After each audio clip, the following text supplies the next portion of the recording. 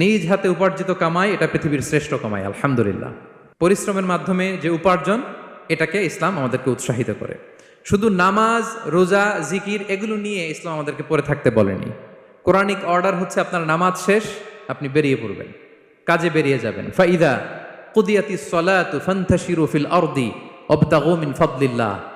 বিধানটা কার বলুন? আওয়াজ করে বলুন, বিধানটা কার?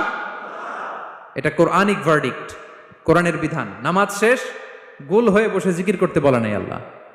আল্লাহ বলেছে ফান্তাশিরু ফিল আরদ ওয়াবতাগু মিন ফাদলিল্লাহ, জমিনে ছড়িয়ে পড়ো, আল্লাহ রিজিক তালাশ করো। নামাজ শেষ বেরিয়ে যাবেন, কৃষক চলে যাবে মাঠে,